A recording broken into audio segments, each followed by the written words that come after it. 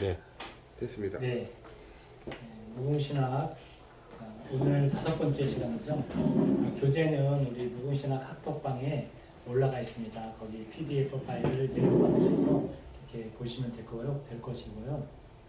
처음 1강 시간에 말씀드린 바와 같이 제가 1과 마치고 2가 넘어가고 3가 마치고 또 4가 넘어가고 이런 식으로 말씀드리는 것이 아니라 1가부터 3과 4가 5가까지 처음 부분을 조금 말씀드리고 그 다음에 또 2가부터 또 6가까지 그 다음 그것보다 조금 깊이 말씀드리고 이런 식으로 해서 강의를 다 마치고 나야지 우리 이제 함께 강의를 들으시는 분들이 1강을 쭉 정리가 될 수 있고 깊이 있게 또 2강도 정리가 되고 이렇게 되죠. 제가 왜 그렇게 강의를 했냐 하면 처음엔 그렇게 하지 않았어요. 1강만 깊이 있게 다 다루고 그 다음에 2가 넘어가고 그런 식으로 했는데 그러다 보면 강의가 좀 지루해지더라고요. 특히 무궁신학은. 그래서 지루하지 않게 하기 위해서 그런 방법을 취하고 있습니다. 그리고 무궁신학이 신학적인 면도 다루지만 또 역사적인 면도 같이 다루고 있거든요.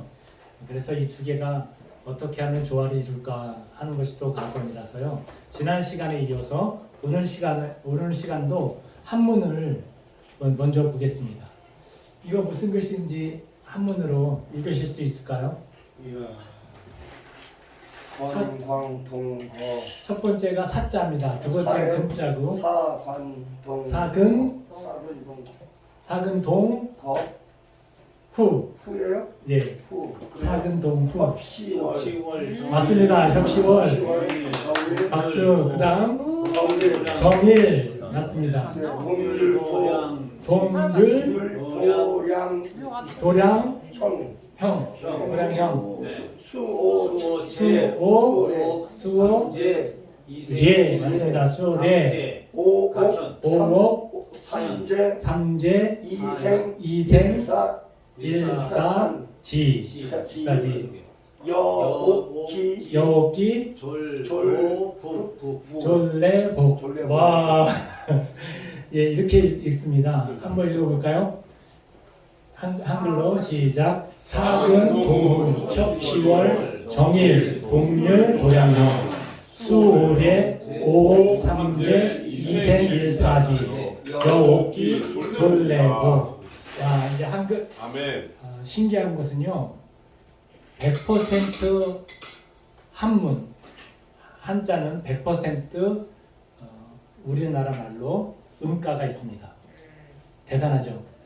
시진평을 중국 발음으로 시진평이지만 우리나라 발음으로는 우리나라 음가로는 스승평. 그리고 켄터키 프라이드 치킨 그것도 우리나라 음가로 보면 금도끼라고 지난번에 말씀드렸죠. 모든 한문의 음가 100% 우리 한글로 우리나라 말로 다 음가를 붙일 수가 있어요. 이 사근동호 협시월로 이렇게 시작하는 이것은 어디에서 나왔냐 하면요. 우선 우리 옛날로 돌아가서 사서삼경 들어보셨죠? 네. 사서삼경 할 때 사서가 뭘까요? 사서하면 논어, 맹자, 중용, 대학. 네. 그리고 삼경도 있죠. 시경, 서경. 예, 시경, 서경, 역경. 네. 우리나라 이시조선에서 사서 삼경, 사서 삼경해서 이렇게 7권의 책을 나눠서 얘기하는데 사실은 중국에서는 사서 삼경이라는 말을 하지 않아요. 사서는 사서, 그다음 상경도 있고 오경도 있고 십경도 있고. 그런데 조금 전에 우리가 함께 함자를 읽어봤는데요. 한자를 그것은 서경에 있는 내용입니다. 서경. 사서 삼경 중에 서경에 있는 내용인데 서경은 그럼 뭘까요? 사서 삼경의 서경은 상고시대의 기록이에요. 상고시대라고 한다면 우리나라로 말하자면 상고사 하면 고조선 시대죠. 왜 고조선이냐 하면 원래 조선이라고 이야기를 해야 되는데 조선 한주 500년을 조선이라고 해서 그 이전에 있었던 조선을 옛 고자를 써서 고조선으로 부르고 있는 거예요. 편의상. 사실은 그때도 조선입니다. 고조선이 아니라 이 상고시대의 기록인데 중국의 역사는 하나라, 은나라, 주나라, 하은주, 당 이렇게 내려가거든요. 그런데 하나라가 제일 먼저 있고 그 다음에 이제 은나라가 있고 주나라가 있는데 이 하은주 세 왕조에 대한 사관의 기록을 공자가 이렇게 편집해서 편찬해 놓은 것이 서경입니다. 그 서경 가운데 이렇게 오늘 읽은 사근동우 협시월 정일 동률 도량령 수오래 오옥 삼재 이생 일사지 여기 졸래복이라는 기록이 어느 한 구층에 있습니다. 예, 이 협시월 정일 동률 도량형 수오래 이것을 여러분 혹시 착간이란 말 들어보셨어요? 착간? 예, 착간이 뭐냐면요. 옛날에 이러한 글씨들은 종이가 없었잖아요. 그러니까 대나무 같은 곳에다가 기록을 했어요. 그러면 이제 우리나라 말은 막 섞여 있어도 한 줄로 이어질 수가 있겠죠. 그런데 한문 같은 경우에는 착간에 그러니까 대나무에 기록을 했어요. 그 대나무의 기록의 순서가 바뀌면 순서가 바뀔 수도 있겠죠. 그럼 전혀 다른 내용이 될 수도 있습니다. 착간이라고 하는 것이 바로 이렇게 1, 2, 3, 4, 5 이렇게 돼 있어요. 이 서경에 사근동의 합시월 정일 동률 도량령 수월에 이것을 착간 1, 2, 3, 4, 5 그러니까 1번 협시월 정일을 맨 앞에 놓았고 그 다음에 동률 도량형 이것을 두 번째 순서로 예를 들어서 이렇게 5개의 대나무에 기록된 것들이 이런 순서로 이제 누가 편집을 했냐면 공자님께서 편집을 한 겁니다. 그래서 이러한 착간에 의해서 지금까지 약 2500년 동안 해석을 해왔어요. 그 해석이 무엇이냐 하면 협시월 정일 이렇게 돼 있죠. 요 다음에 사근 동우부터 이렇게 나오는 거거든요. 그때 그 착간에 의해서 보면 동쪽 제후를 만나 사근 동우 동쪽 제후들을 만나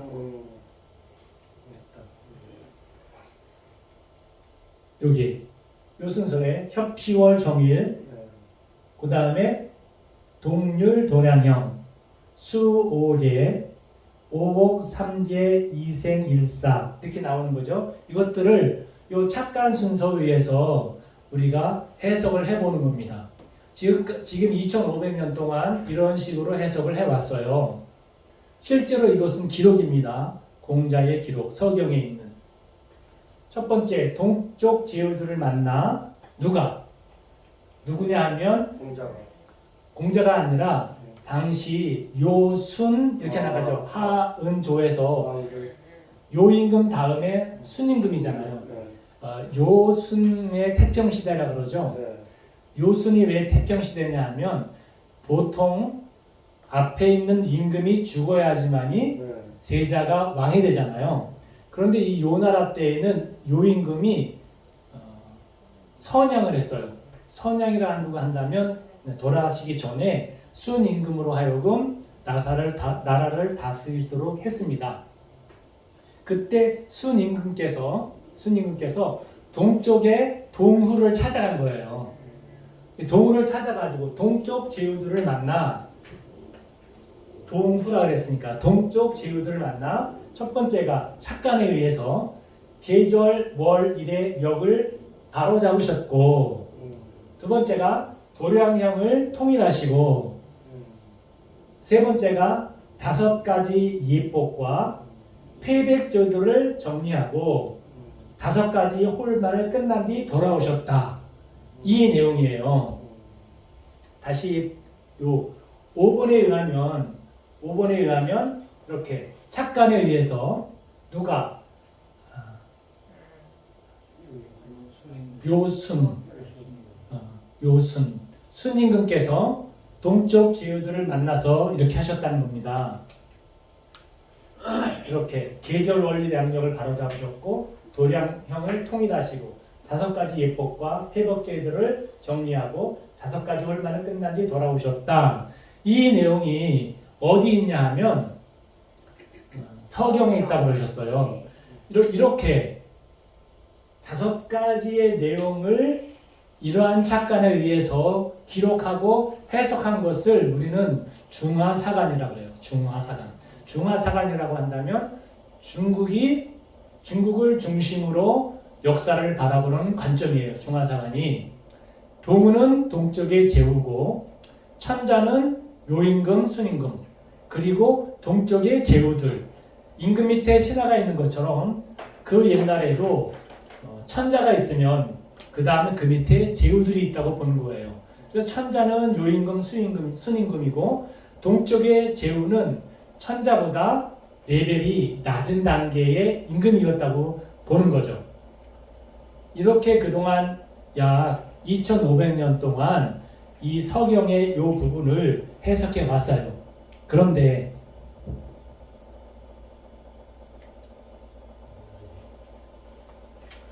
동쪽의 제후들이 예. 혹시 그러면 그 성경에서 말하는 분봉왕 비슷한 건가요? 그래서 이제 좀 보겠습니다. 예, 보겠습니다. 서경의 우서편 순전 동우의 본의에 대한 새로운 해석 빈예를 중심으로 라는 논문이 최근에 학계에 발표돼서 논문이 통과가 돼서 인정을 받았어요. 그래서 여기 한국학술지 인용 색인이라는 인터넷 웹사이트가 있어요. 여기에 들어가면 서경, 우서, 순전, 동후의 본의에 대한 새로운 해석, 빈예를 중심으로 하는 것들을 논문을 찾아볼 수가 있습니다. 이 논문은 올해 발표된 논문이에요. 언제? 올해. 금년에. 이 논문에서 어떻게 이야기하고 있는지 똑같은 해석에 대해서 여기 지금 조금 아까 본 그 동후의 본래 의도에 대한 새로운 해석 무엇을 중심으로 하랬죠? 빈예를 중심으로. 누가 이 논문을 적었냐 하면 창조는 원천을 숨기는 기술이다 라고 에디슨이 얘기했어요. 창조는 원천을 숨기는 기술이다.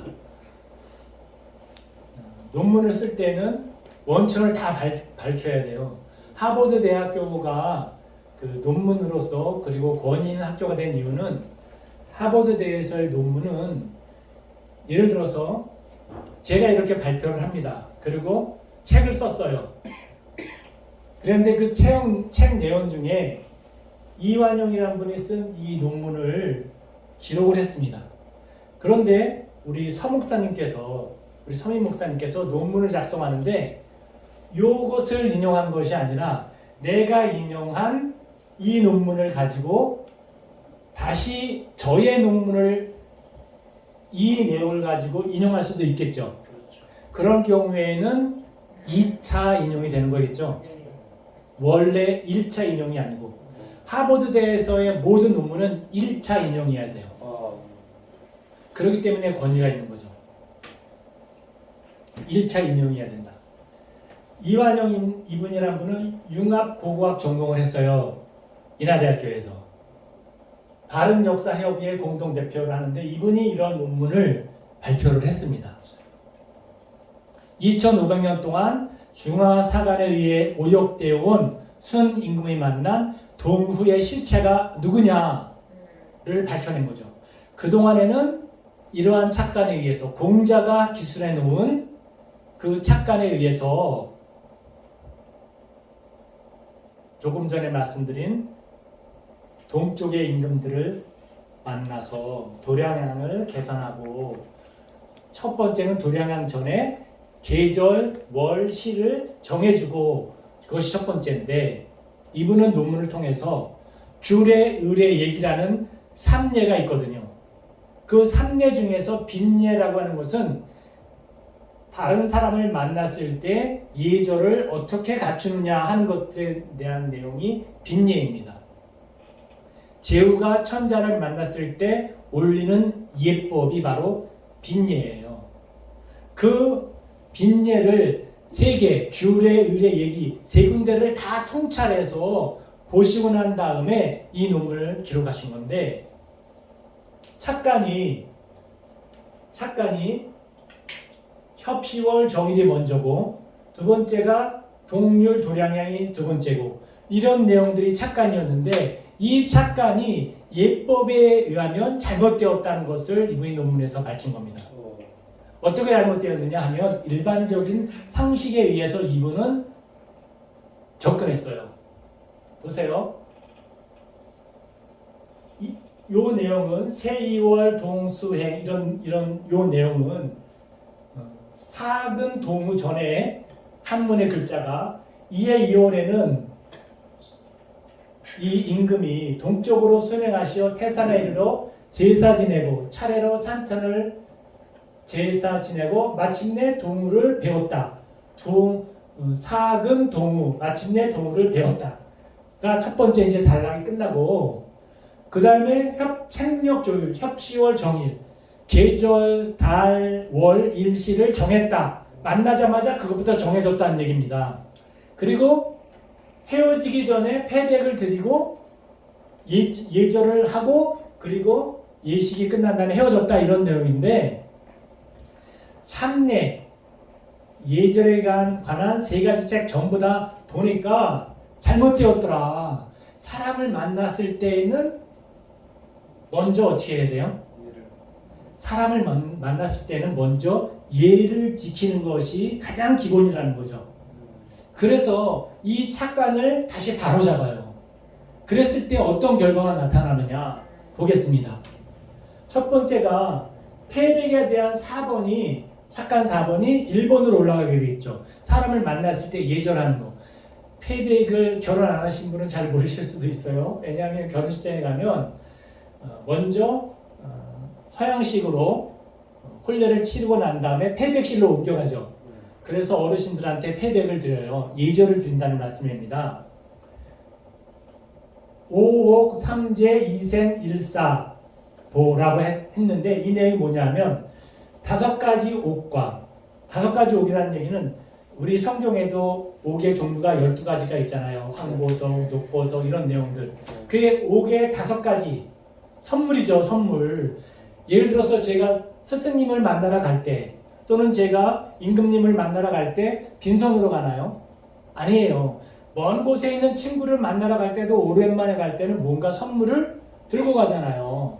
그와 마찬가지로 이 순임금이 동쪽으로 가서 제후를 만나는 데 있어서 선물을 가지고 간 거예요. 어떤 선물? 5가지 옥, 그 다음에 3가지 비단, 2가지 산짐승, 1가지 죽은 짐승을 패백으로 올려드렸다. 누구에게? 동후에 있는 최고 책임자에게. 첫 번째, 그럼 이해가 되겠죠? 예. 두 번째는 협시월 정일, 예법을 올려드리고 난 다음에는 10월 1을 동후 기준으로, 어디 기준으로요? 동후를 기준으로 조율하고 동률, 도량령을 통일했다.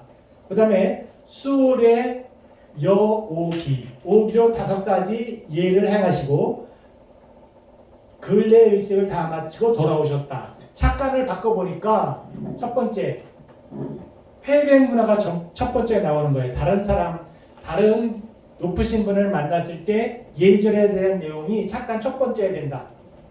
아랫사람이 윗사람을 만나 패백을 올렸다. 동후의 예를 배우고 임금이 갈 때 밑에 신하를 데리고 각기 자기 역할에 맡겨 여러 가지 것들을 들고 동후를 배웠다. 여러 가지 것들이 뭘까요? 5가지 옥, 그리고 3가지 비단, 산짐승, 죽은 짐승 이런 것들을 가지고 갔다는 겁니다. 예를 올리기 위해서. 그 다음에 그것은 이제 패백 문화, 예절에 대한 문화인 거죠.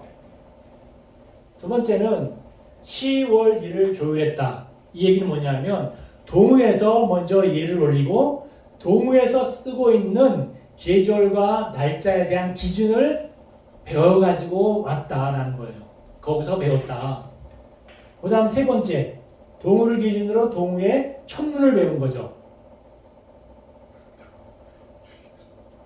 그 다음에 세 번째는 도량형, 동우를 기준으로 도량형을 통일시켰다는 얘기는 경제를 배웠다는 얘기죠.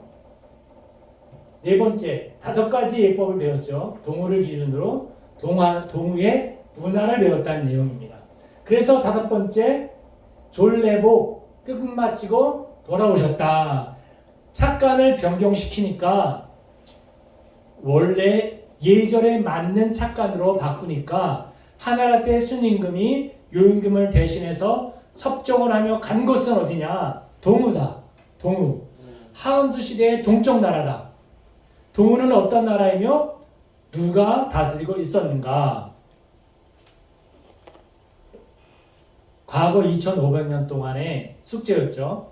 그런데 이 논문에서 이분의 저자는 그분이 단군이었다. 그 시대가 단군 시대였다고 논문에서 밝히고 있습니다. 그래. 맞죠? 예.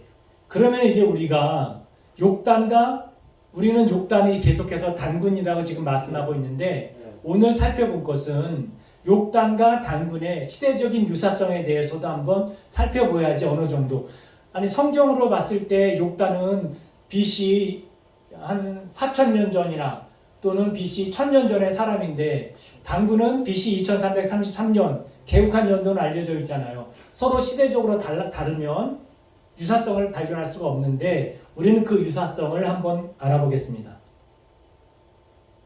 성경에는 인류의 조상 아담으로부터 예수 그리스도에 이르기까지 모든 연대가 기록되어 있어요. 사실입니다. 연대가 계속되어서 기록되어 있어요. 누가 누구를 낳고 누가 누구를 낳고. 그리고 창세기에 있는 족보를 보면 아담으로부터 노아 때까지 그 계보를 연도별로 정할 수가 있습니다.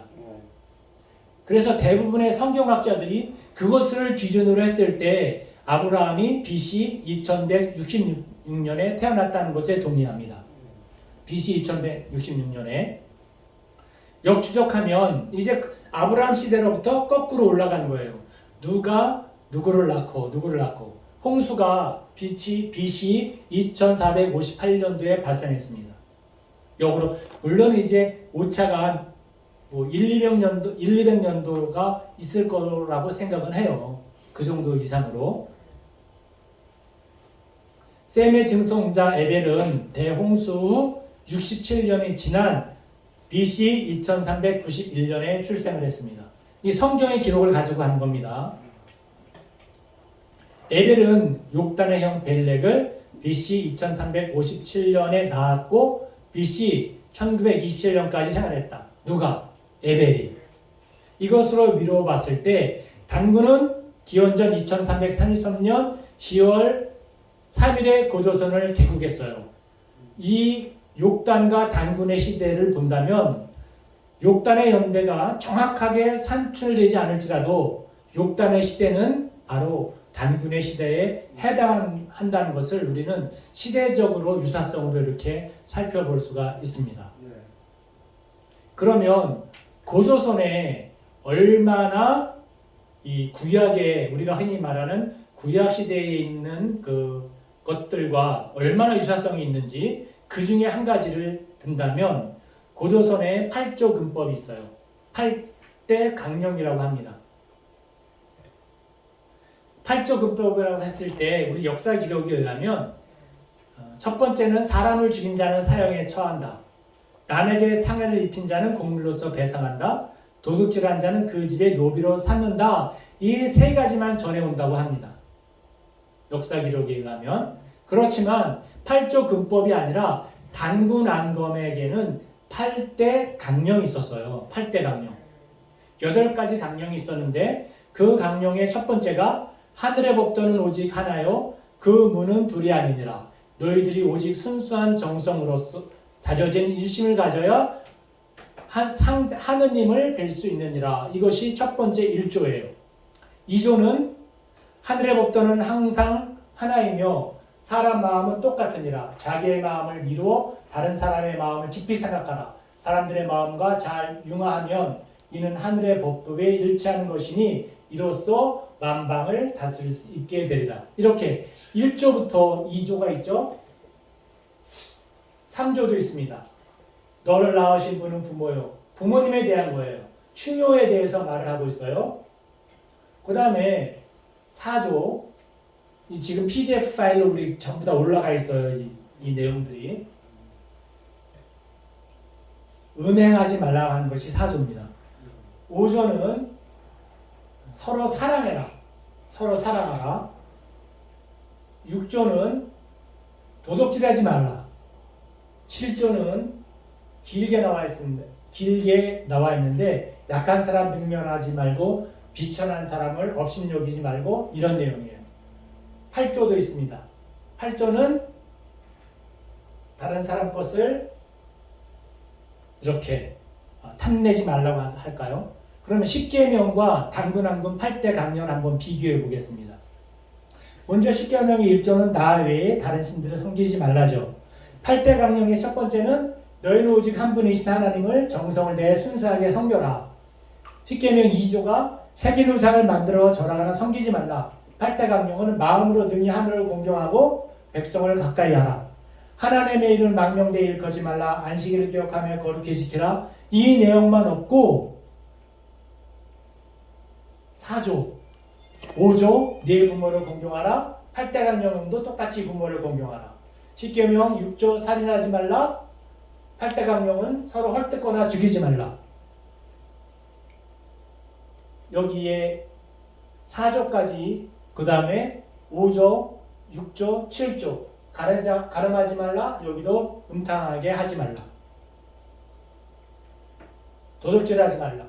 내 이웃에 대하여 거짓 증거하지 말라. 내 이웃의 집을 탐내지 말라. 10계명에 있는 내용들이 8대 강령에도 빼앗거나 훔치지 말라. 다른 사람을 다치게 하지 말라.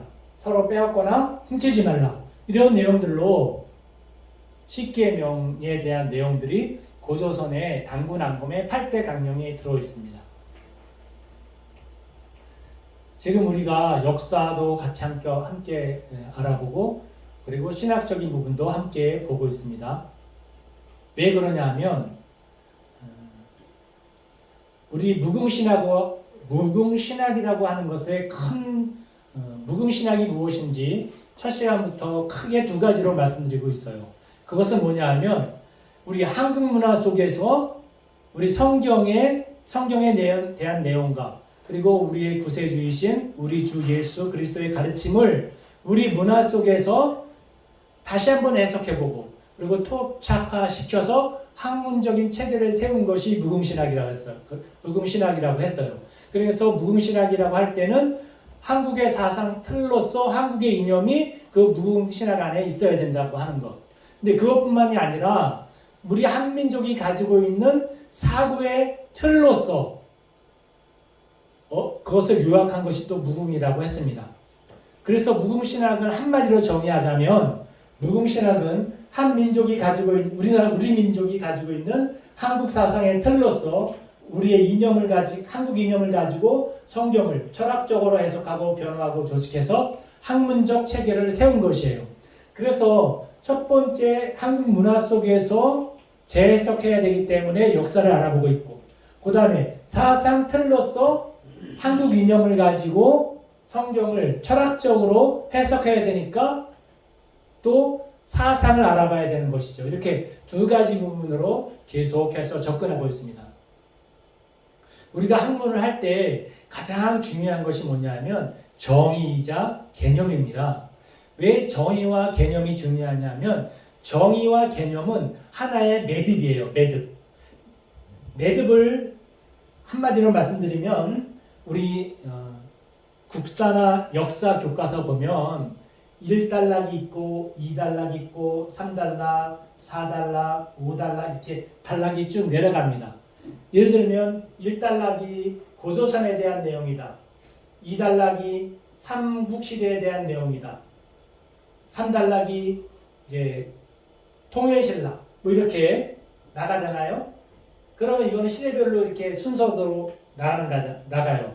그러면서 고조선 시대의 문화, 삼국시대의 문화, 통일시대의 문화, 이렇게 문화만 또 볼 수도 있잖아요. 이렇게 수직적으로도 볼 수도 있지만 문화만 보기 위해서는 수평적으로 보는 거거든요.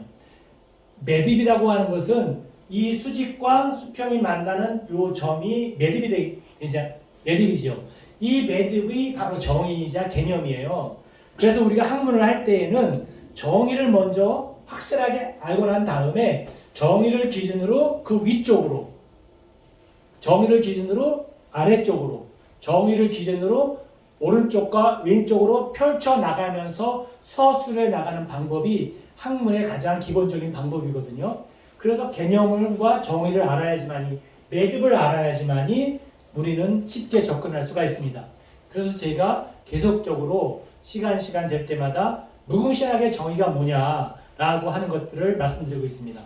그래서 오늘 이렇게 순임금 시대 때 동후가 어느 곳이냐 하는 것들을 역사적인 기록을 통해서, 그동안에는 중간사상에 입각해서 동후가 이렇게 제후가 다스리는 곳으로, 그리고 하은주 시대는 천자들이 다스리는 것으로 이렇게 반대로 해석해 왔는데, 이번 논문을 통해서 반대로 동후가 천자가 다스리는 나라, 하은주 시대가 동후의 영향을 받아서 경제, 문화, 역사, 이런 모든 예절, 이런 모든 것들을 배워서 그 영향 아래에 있었다 하는 것들, 이런 것들을 기록에서 찾아서 세상에 이렇게 공표했다 하는 의미로 이 논문이 굉장히 가치가 있는 것이죠. 그것에 이어서, 그렇다면 이제 무궁신학이라고 했을 때 신학 한번 보겠습니다. 신학이 무엇이라고 그랬죠? 신학은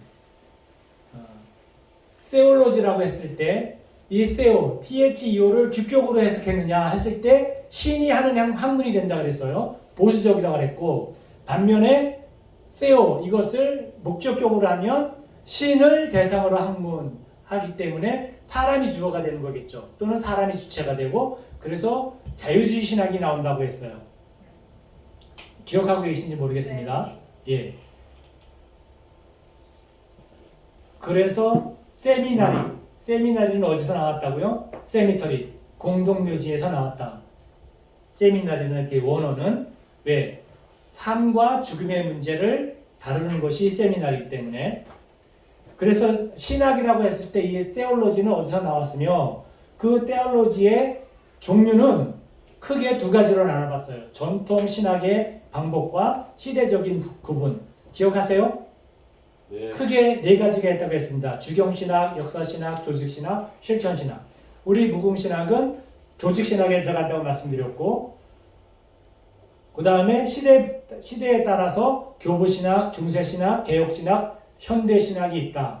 이렇게 시대에 따른 분류도 말씀드렸고, 그 다음에 견해에 따라서 칼빈주의냐 알미안주의냐. 칼빈주의는 예정론이 크게 말씀드릴 수 있겠죠. 알미안주의는 예정론이 아니라 우리의 구원도 인간의 자유의지에 달려있다라는 인간의 자유 능력을 인정해줘야만 한다 하는 것들에 대해서 지난 시간에 신학의 종류, 견해에 따라서 칼빈주의, 알미안주의, 지난 시간에 말씀드린 이런 내용들만 기본적으로만 가지고 있어도 신학적인 용어를 말씀드릴 때 저게 어떠한 곳에서 나온 거다라는 것들을 우리가 이해할 수가 있습니다. 그런데 오늘 더 구체적으로 알아봐야 될 것은 뭐냐 하면 서구의 사상과 무궁신학에 대해서 오늘 알아보려고 해요. 관심 좀 있으세요? 네. 예, 서구의 사상과 무궁신학. 서구에는 어떤 사상이 있을까? 사상이라고 하는 것은 어떻게 보면 사유한다고 할까요? 사물을 인식하고 분석하고 받아들이는 데 있어서 서구에서는요, 헬라 사고와 히브리 사고로 양분되어 있어요. 서구의 사상은. 예. 이번 기회에 확실히 알아두는 게 좋습니다. 서양의 사상은 사고가 크게 몇 가지로 되어 있다고요? 헬라 사고와 히브리 사고. 이 두 개 외에는 없어요. 헬라 사고를 헤브라이즘, 그리고 히브리 사고를 히브라이즘. 지금 저 반복까지 왔어요. 히브리가 헤브라이즘이고 헬레니즘. 헬레니즘, 네. 헤브라, 헤브라이즘. 헤브라이즘. 네. 이 두 가지밖에 없어요. 네. 헬라 사고와 히브리 사고. 이거 외에는 없습니다. 그럼 오늘은 헬라 사고는 무엇이고 히브리 사고는 무엇인지 아주 특징들만 간단하게 설명해 드리고, 그리고 무궁신학은 어떠한 관계가 있는지 이런 부분들을 또 이렇게 가장 핵심되는 내용들만 가지고 말씀드릴게요. 그러면 이제 다른 사람들이 헬라 사고라고 했을 때는 이런 내용이구나 금방 이해할 수가 있습니다. 사실은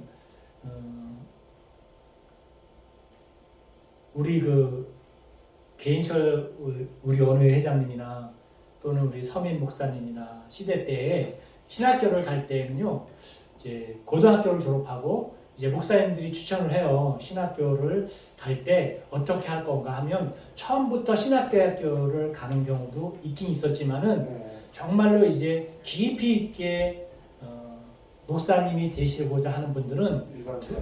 두 가지 중에 한 과를 먼저 갔어요. 대학교를 철학과를 가든가 아니면 역사학과를 갔어요. 그리고 난 다음에 대학원을 신학대학원을 갔어요. 그렇지 않고 선교사로 가야 되겠다 하시는 분들은 철학과나 역사학과를 간 것이 아니라 농업대학교를 농과를 갔어요. 그 당시에. 왜냐하면 선교사로 가서 농업을 가지고 자생해야 되기 때문에 그렇게 바뀌었거든요. 그래서 이제 철학과를 가거나 역사학과를 가서 역사나 사고를 이제 배운 다음에 그 다음에 대학원에 가서 깊이 있게 학문을 연구하는 거였죠. 그런데 이제 우리 겟세마네 신학교에서 철학과나 역사학과 가는 것 대신에 오늘 저와 함께 헬라 사고와 히브리 사고를 배우고 그걸로 대신하는 걸로 하겠습니다. 그러면 이제 서구 사상 중에서 헬라 사고와 히브리 사고를 알아보기 전에 성경에 기록된 언어는 어느 걸로 기록되어 있죠? 성경에 기록된 언어. 예, 성경에 히브리어로 아람어 이렇게 두 개로 되어 있어요. 구약 성경은 히브리어 주로 히브리어로 기록되어 있는데 아람어로 기록되어 있는 것은 에스더. 그다음에 다니엘서는 2장 7절부터 7장 28절까지 이렇게 아람어로도 기록된 부분이 있습니다. 우리 PDF 파일로 다 있으니까요. 적지 않으셔도 됩니다. 그 다음에 신약 성경은 코인의 그릭, 한번 저를 따라서 해보시겠어요? 코인의 그릭. 예, 그냥 그릭 하지 않고 코인의 그릭이라고 해요. 신약 성경은 코인의 그릭으로 기록되어 있습니다. 근데 히라버란 말 들어보셨어요? 히라버란 말도 들어보고 코인의 그릭은 뭐고 헬라는 뭐고 많이 그리스. 이 언어를 가지고 히라버, 그리스어, 헬라어, 코인의 그릭 막 이렇게 헷갈립니다. 특별히 저는 히라버, 왜 히라버라고 그러지? 하는 것 때문에 오늘 그것에 대해서 한번 살펴봐요. 먼저 코인의 그릭이 무엇이냐 하면 코인의 그릭은 코인의 그리스어라고 해야 되겠죠. 기원전 4세기부터 중세 그리스어까지 그리스어가 사용될 때까지 쓰이던 그리스 언어. 그럼 예수님 당시에는 현대 그리스어일까요? 고대 그리스어일까요? 아니죠. 코인의 그릭이 사용되었던 거예요. 그래서 신약 성경을 헬라어로 기록되었다 하면 틀리진 않아요. 그렇지만 더 좀 유식하게 이야기하려고 한다면 코인의 그릭으로 기록되었다. 그러면 틀림이 없습니다. 코인의 그리스어는 현대 그리스어의 직계조사, 고대 그리스어의 후손. 한 번 더 따라서 하세요. 신약 성경은 코인의 그릭. 예, 그럼 코인의라는 말은 어떤 뜻이냐? 일반, 보통, 흔한 이런 뜻이에요. 예, 코인의 그릭으로 신약 성경이 기록되었다. 그러면 헬라어라고 하죠. 헬라어. 헬라어는 또 뭘까요? 헬라어. 고전 그리스어, 코인의 그리스어를 헬라어라고 합니다. 그래서 현대 그리스어하고 구분을 해요. 왜 헬라어로 할까? 현대 그리스어와 구분하기 위해서. 그건 알아요. 그런데 하필이면 왜 중세 그리스어 뭐 이런 식으로 이야기하지 왜 굳이 헬라어라고 얘기합니까? 라는 의문이 생기죠. 그렇죠. 왜냐하면 그리스의 정식 국호가 뭔지 아세요? 우리나라는 리퍼블릭 오브 코리아죠. 리퍼블릭 오브 사우스 코리아 아닙니다. 리퍼블릭 오브 코리아. 그냥 어떤 때는 간단하게 사우스 코리아. 그런데 그리스의 정식 국호가 그릭 리퍼블릭 또는 리퍼블릭 오브 그리스 이게 아니에요. 그리스의 정식 국호가 헬레닉 리퍼블릭이에요. 헬렌이란 말을 그렇게 좋아해. 이 그리스에서 국호가 그래서 헬레닉 리퍼블릭이라고 했어요. 그러면 이 헬렌이 누구냐 하면요, 우리나라의 단군이라는 분은 국조로서 대단히 유명하죠. 우리는 실화로 믿고 있지만 신화로 믿고 있는 사람들에게도 단군이라는 사람은 굉장히 유명하신 국조입니다. 헬란이라는 것, 헬렌은 그리스 신화에 등장하는 인물이에요. 그래서 그리스 사람들이 추앙하는 사람이에요. 그래서 그 나라 이름도 헬레닉으로 했습니다. 고대 그리스인의 시조예요. 데우칼리온과 피라의 아들. 예, 고대 그리스인의 시조다. 헬렌이라는 사람이. 그래서 헬레닉 리퍼블릭이라는 말을 썼고 거기서 헬라라는 말이 나오기 시작한 거예요. 그래서 헬라어란 말은 우리나라 한글이라고 하지 않고 예를 들자면 당분말 이런 거랑 비슷한 뜻이에요. 헬라어라는 뜻이. 그러면 히랍이라는 거는 뭘까? 이제 헬라어라고 말하는 것도 알았어요. 코인의 그릭도 알았고. 히랍은 뭘까? 히랍. 맞습니다. 그리스어를 중국말로 우리 한글에 우리나라 말에 음가가 다 있다 그랬잖아요. 요거를 우리나라 음가로 히랍이라고 읽어요. 우리나라 음가로. 중국말로는 요게 헬라스예요. 헬라스.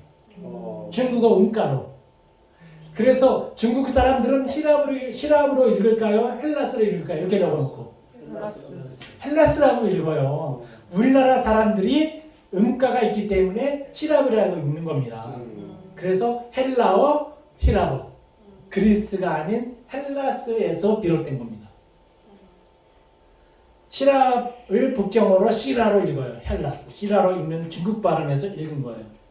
그래서 다른 말 같은 뜻이라고 제가 정의를 내렸습니다. 그리, 헬라어, 히랍어 다 같은 말을 말해요.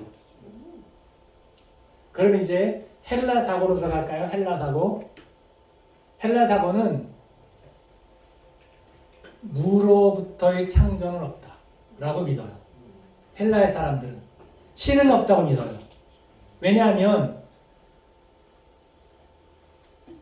창조물로부터 시작되는 것이 아니라 주어진 사물에 대해서 그것을 가지고 주어진 사물을 있는 무언가를 가지고 고안하고 변형하는 사고를 가졌기 때문에 그렇습니다. 헬라 사고는. 그래서 헬라 사람들이 말하는 그리스 로마 신화에 보면 신들이 많이 나오죠. 그건 신이 있어서가 아니라 인간이 누릴 수 없는 숭고한 어떤 가치를 부여한 것이 신이에요. 그 사람들에게는. 어떤 정신적인 존재입니다. 그래서 헬라 사고는 크게 인간 중심 사고, 개체 중심 사고, 논리적 사고, 사실 중심 사고라고 볼 수 있습니다. 사실 중심, 논리적, 개체 중심, 인간 중심. 요거 하나하나를 구체적으로 조금씩 살펴볼게요.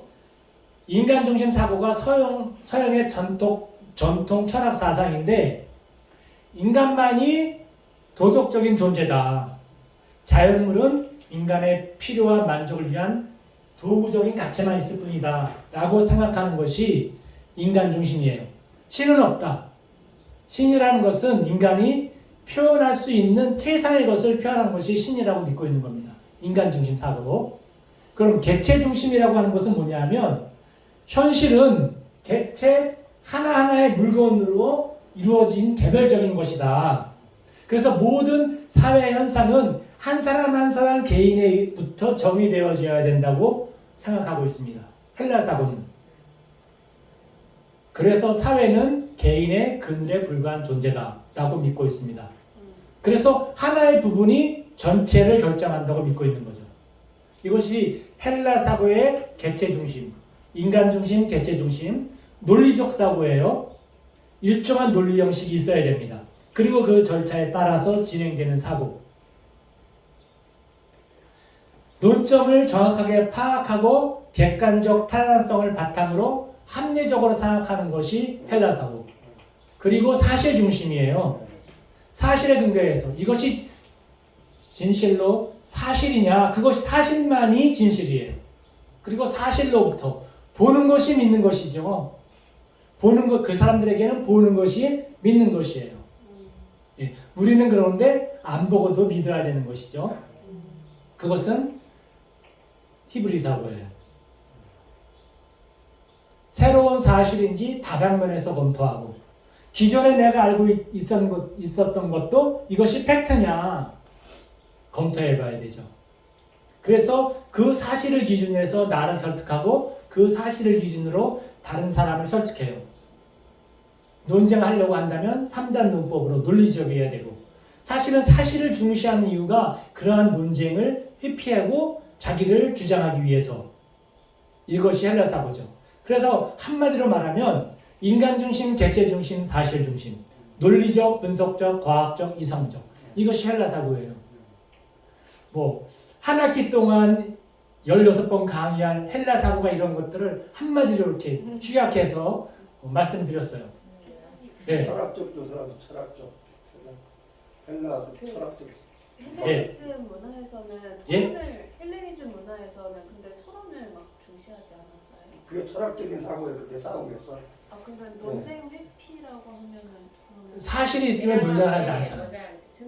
논쟁을 하게 될 때에는 논쟁을 하게 되려면 사실이 있으면 논쟁할 필요가 없잖아요. 네. 이거 뭐라 그러죠? 리모컨. 리모컨. 이 사실이잖아요. 논쟁할 필요가 없죠. 그런데 그 사실이 아닌 사고를 가지고 표현하기 위해서 그것을 이제 3단 논법으로 논증을 하게 되고 하는 것이죠. 그 사고를 사람이 가지고 있는 그 표현을 드러내기 위해서. 아, 진짜로 회피하는 게 아니고. 예. 예를 들면 가진 생각을 증명하기 위해서. 그렇죠. 사실이 아닌 것을 사실처럼 증명하기 위해서. 이랬대요. 예를 들어서 하늘 끝 위에 천사가 몇 마리나 올라갈 수 있는가, 이런 거 가지고도 박터지게 싸웠대. 이렇게. 그럼 그 반대로 이제 히브리 사고는 무엇이냐? 히브리 사고는 크게 5가지입니다. 신중심, 관계중심, 직관중심, 동적사고, 의미중심. 이건 정말 외우는 게 좋은데요. 어떻게 외우냐면 신관 직접 동의합니다. 신관 직접. 따라서 한번 해보시겠어요? 신관 직접 동의합니다. 신관 직접자, 신관 직접 동의합니다. 신관 직접 동의합니다. 그러면 이해하기 쉬워요. 신관 직접 동의합니다. 이것이 히브리 사고의 가장 핵심이에요. 히브리 사고의 신관 직접 동의합니다. 하나하나 설명을 드릴게요. 신중심은 뭐 알죠? 신중심이라고 하는 것은 모든 사회 현상 그리고 나 자신 이것의 궁극적인 목적이 하나님이라는 겁니다. 그래서 설명을 하나님으로부터 내려와야 돼요. 사람으로부터 올라가는 것이 아니라 신중심. 그래서 헬라 사고는 인간이 주체예요. 그렇지만 히브리 사고는 하나님의 말씀이 중심이죠. 예, 인간 중심이냐 신중심이냐. 그래서 데카르트가 합리주의 철학가죠. 인간의 지식의 진리의 잣대로 본 겁니다. 헬라 사고이기 때문에 가지고 있는 지식을. 그렇지만 히브리 사고는 하나님의 말씀이 중심이죠. 계시의 말씀이. 그래서 신중심, 그다음에 신관, 관계 중심입니다. 관계 중심. 관계 중심이 뭐냐면 이렇게 사실 자체로 평가되는 것이 아니다. 그 사실 또는 물 자체가 하나님과 어떤 관계에 있느냐에 따라서 선과 악이 나눠져요. 이 사실 자체 또는 물건 자체가 중요한 것이 아니라, 예를 들어 볼게요. 시계가 헬라 사고 방식으로는요. 시계가 예를 들어서 시계 중에 가장 비싼 뭐 예를 들면 롤스. 롤렉스 시계 뭐 1,000만 원 이렇게 가는 거 그게 그렇게 시계의 값어 가치가 예를 들면 한가 돈으로 계산한 가치가 1,000만 원이다 막 이러면 굉장히 가치 있는 거죠. 그렇지만 히브리 사고에 있어서는 시계가 누가 사고 있느냐? 1,000만 원짜리 시계를 1,000만 원짜리 시계를 정말 부자가 하나님을 모르는 부자가 사고 있다 그러면 히브리 사고에 있어서는 그것은 아무런 가치가 없는 겁니다. 가치 제로. 그런데 헬라 사고에서 업신여기는 그러한 사람이 시계를 가지고 하나님을 섬길 때 그 시계는 엄청난 가치가 있는데 히브리 사람들이 제9시 기도 시간에 그 시계를 가지고 구시를 알아보고 하나님을 섬기러 갔다. 그러면 하나님을 섬기는 사람에게 있어서 이 시계의 가치는 무한대의 가치가 있는 거죠. 관계 중심입니다. 그래서 히브리 사고는 관계 중심. 값으로 사물을 결정하지 않는다. 그 사물 자체가 하나님과의 관계에 있어서 어떠한 역할을 하고 있느냐, 어떠한 위치를 차지하고 있느냐. 그런 모든 물건을 그런 식으로 봐요. 히브리 사고에 있어서는. 그 다음에 직관 중심이에요. 직관 중심은 촉이 있다 그래서 촉, 느낌이 있다. 이것을 중시합니다. 사실보다. 요한복음 3장 8절 읽어볼게요. 시작. 바람이 입으로 불매 내가 그 소리를 들어도 어디로 와서 어디로 가는지 알지 못하나니 성령으로 나는 사람도 다 그러하냐. 헬라 사고 가지고 이것을 알 수가 없어요. 분석하고 쪼개고 과학적으로 이해해야 되는데 하지만 신앙을 가진 사람들은 그냥 하고 이해할 수가 있죠. 뭐 이게 100% 이해는 안 되지만 아멘 합니다. 이걸 읽고 이것이 직관 중심이에요. 사실적으로는 설명할 수 없어도 느낌으로 이해한다. 직관 중심. 촉이 있어야 되는 거죠. 인사이트, 통찰력을 중시합니다. 신관, 그 다음에 직관 중심. 직접, 동의, 동적 사고예요. 네 번째는. 창세기 1장 3절 읽겠습니다. 시작. 하나님이 이르시되 빛이 있으라 하시니 빛이 있었고. 제가 사실은 하야 동사를 히브리어의 하야 동사를 설명하기 위해서 1장 3절을 차용했는데요. 성경에 여기서는 실제로 become으로 해석을 했어요. become, 빛이 있어라, 빛이 되었다, 나왔다. 이 하야 동사는 비동사도 되지, become이라는 동사도 되지만 비동사도 된다는 거예요. 비동사는 존재, become은 동적인 움직임이 있는 거죠.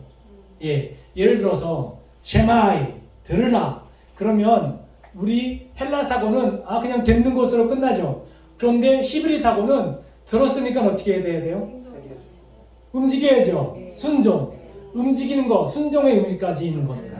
쉐마 할 때는. 그래서 모든 동사에는 움직이는 것까지 포함을 해요. 그래서 쉐마 이스라엘 아도나이 할 때 그 쉐마에는 들었으니까 그걸로 끝이 아니라 순종해라 라고 하는 것까지 받아들여요. 그래서 그렇게 배움을 받은 유대인들은 쉐마 하면 들어라 이것을 끝나 내가 순종해야지까지 가는 거죠. 동쪽 사고입니다. 우리나라도 같은 거잖아요. 예를 들면 얘야 선생님 말씀 잘 들어라. 그게 학교 보낼 때 들어라가 이제 선생님 말씀 듣고 행동하라. 라고 예. 같이 또 한번 따라서 해보시겠어요? 신관 직접 동의합니다. 신관 직접 동의합니다. 맨 끝에가 의죠. 의미 중심입니다. 의미 중심. 의미 중심이기 때문에 수와 양에 좌우되지 않아요. 예를 들어서 어느 교회가 1만 명이 모이는 대형 교회, 어느 교회가 10명이 예배드리는 교회라고 했을 때에 히브리 사고는 10명이 모이든 10,000명이 모이든 그것에 대해서 그 히브리 사고를 가진 사람들은 좌우되지 않습니다. 그래서 히브리 사고로 무장한 목사님들이 있다면 10명이 있든 10,000명이 있든 마음의 동요가 있을까요? 없을까요? 없어요. 길이가 길고 짧은 것 상관이 없어요. 왜?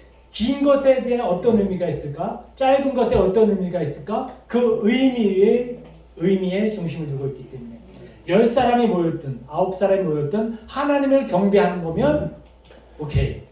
중심이. 1만 명이 모여도 함께 하나님을 경배한다면 오케이. 그 수에 연연하지 않고 길고 짧은 것에 연연하지 않고 그래서 사실보다 중요한 것이 의미예요. 사실보다 중요한 것이. 아름다운 경관이 있어요. 예를 들어 설명해 줄게요. 코헨대학교의 게리크란 박사님이 한국에 오셨어. 63빌딩에 올라가가지고 정말 아름다운 경관을 보고 있습니다.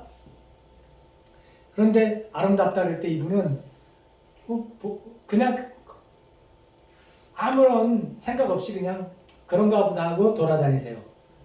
그런데 안내자가 63빌딩에 저쪽에 보이는 저것의 의미는 하면 정색으로 달려와요. 이것의 의미는 하고 의미자가 들어갔다 그러면 그 다음부터는 다시 정신을 바짝 차리고 그 의미를 찾아 들어갑니다. 히브리인들의 근본적인 사고가 의미 중심. 이렇게 봤을 때 무궁신학은 헬라 사고와 히브리 사고에 어떤 면이 있느냐? 무궁신학은요 3태극의 기본 구조를 가지고 있어요. 무궁신학은 이렇게 한마디로 말하면 무궁신학은 헬라 사고 100%도 아니고 히브리 사고 100%도 아닙니다. 한마디로 말하면 히브리 사고의 터 위에 헬라적 사고를 따라 사유하는 것이 무궁신학의 기본입니다. 이것처럼 히브리 사고의 터 위에 헬라적 사고를 따라 사유하는 것. 예를 들어 설명해 볼게요. 집을 짓습니다. 이렇게 집을 지으려면 뭐가 만들어져야 돼요? 터를 닦아야 되죠. 그러니까 신중심, 관계중심, 직관, 동사중심, 의미중심이라는 가장 그 터 위에 사물을 볼 때 분석적으로 하고 사물을 볼 때 합리적으로 생각하고 하는 건축물을 건축하는 겁니다. 그래서 무궁신학은 히브리 사고의 터 위에 분석적, 논리적 이런 건물을 세워나간다 하는 것이 무궁신학입니다. 아멘입니다. 네. 그래서 오늘은 여기까지 서구 사상과 무궁신학에 대해서 오늘 함께 알아봤습니다. 질문 있으시면 예. 그 헬라 사고가 이제 설명해 주셨을 때 물론 분석적이고 논리적인 거는 이제 철학의 발전에 기여했다고 생각하는데 좀 인본주의가 많이 들어가 있지 않나. 당연하죠. 인간 출신이기 때문에. 네, 저희가 그러면 무궁신학을 헬라적 사고를 따라 사유한다라고 할 때 어떻게 하면 그거 인간 중심으로 한다는 것이 아니라 네. 신 중심으로 하는데 네. 신 중심으로 바탕을 깔고 있는데 그것을 분석하고 나누고 쪼갤 수 있다는 것이죠. 그래서 사실 그래서 네. 성경 해석에서 CSA 성경 해석이 나오는 겁니다. 개념, 컨셉, 네. 그 다음에 S, 센텐스, 네. 그 다음에 어널리시스, CSA 분석. 나중에 말씀드릴게요. 네. 히브리 사고의 바탕위에서 CSA 분석은 헬라 사고인 것이거든요. 그래서 무궁신학은 어떤 면에서는 아까 조직신학이라고 말씀하셨지만 역사신학 쪽도 많이 경험하는 것 같고요. 예. 네? 그리고 지금 질문한 대로 헬레니즘보다는 헤브라이즘 쪽이 더 많이 포함되지 않았을까. 네. 우리는 그렇게 받아야 될 것 같은 느낌이거든요. 네. 그래서 네. 이 사실은 저희가 논문을 쓸 때 융합 사고가 필요해요. 융합. 그리고 제가 오늘 히브리 사고의 어떻게 보면 이거보다 더 깊은 개념은 아직 말씀드리지 않았어요. 제가 늘 이렇게 수평으로 간다 그랬잖아요. 다음번에 히브리 사고를 말씀드릴 때는 더 구체적으로 깊이 있게. 아직 이것은 표면적인 아직 겉에 것들만 본 거예요. 더 깊이 있게는 아직 히브리 사고가 이렇다 하는 것들을 아직 말씀드리지 않았어요. 예. 여쭤보신 헬라 사고에서 부분이 전체를 결정한다는 게 흥미로운 부분이었는데 아마 여기서 민주주의가 그렇죠. 한 거겠죠. 예. 근데 그러면은 예. 히브리 사고는 그 반대인가요? 혹시?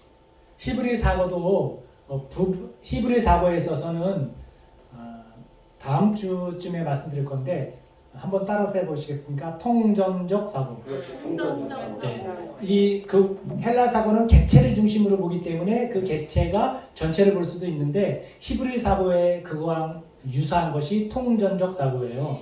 히브리 사고에서도 그런 사고가 있는데 그것은 한 개인을 보고 그 전체 그 사회를 판단하는 것이 아니라 통전적 사고라고 한다는 것은 예를 들어서 히브리 사람들이 유대인들이 당신은 눈이 예쁩니다.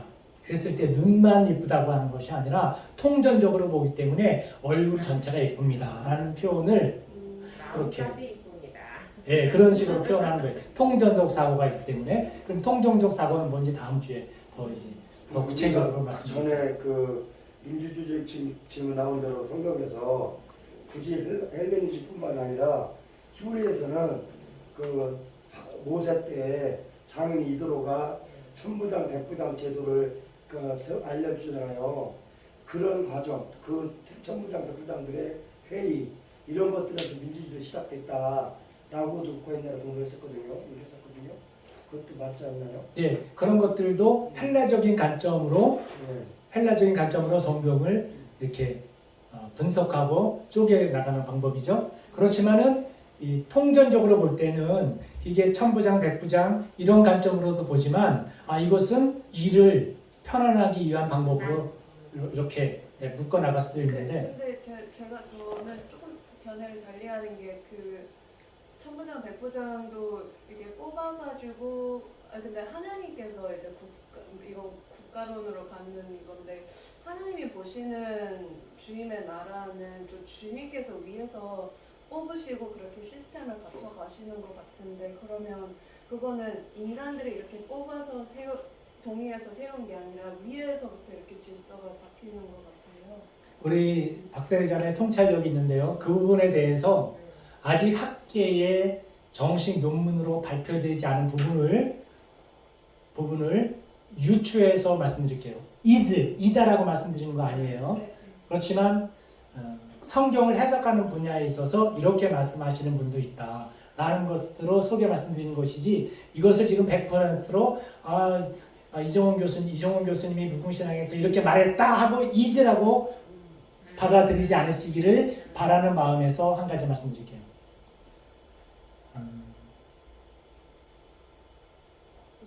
황소를 이제 만들었습니다. 누가? 아론 제사장이 황소를 만들었어요.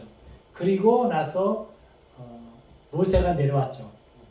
그리고 난 다음에 그 황소의 제단에 섬겼다 할까? 이런 사람들은 전부 죽었죠.